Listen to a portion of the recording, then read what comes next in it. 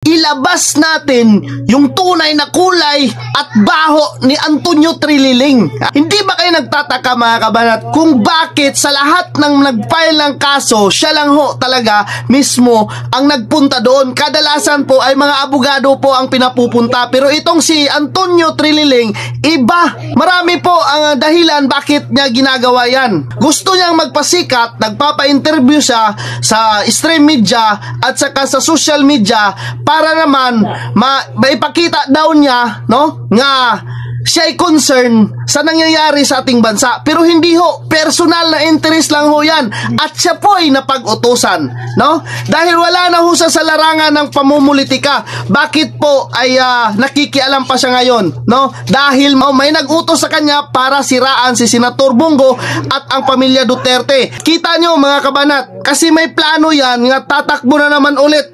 Gusto niya magpasikat sa taong bayan. Kasi kung concern yang si Antonio Trililing sa pira ng bayan, sa nangyayari sa ating bansa, no, bakit mo kakasuhan ang taong hindi korap? Kung tunay ka, Trililing, concern sa ating bansa, di yung kasuhan mo yung mga tunay nga nagnanakaw sa kabanang bayan. Bakit si Senator Bongo? Ang layo na nga pinunta mo. Malinaw pa sa sikat ng araw yung ginagawa ni Antonio Trililing. Sabi nga ni Senator Bongo, Trillanes, you are barking up the wrong tree. Kung seryoso ka talaga, bakit hindi mo kasuhan yung mga totoong korap? Bakit hindi mo kasuhan yung mga financier mo? Oh, kita mo?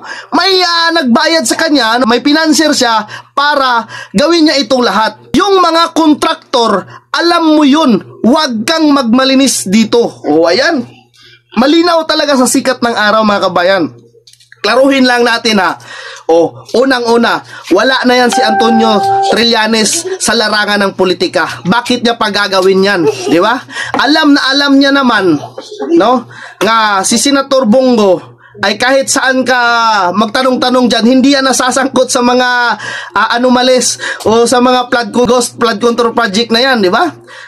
Kaya malinaw sa lahat mga kabanat, no, nga taktika ito ng amo niya para mailihis ang usapin, yung flood control project mapunta kay Senator Bongo yung atensyon ng mga tao. Dahil kilala si Senator Bongo sa buong bansa. Number 1 senador yan eh.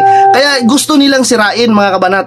Wala namang maniniwala talaga sa kanya mga kabanat. Dahil yung kahit mayor hindi na nga siya nanalo eh. Di ba? Dahil alam na ng taong bayan kung ano ang kulay, no? Kung ano ang ugali nitong si Antonio Trililing noon pa. Wala naman niyang nagawa sa bayan eh. Pang nanggugulo lang yan dito sa bansa. Oh, di ba?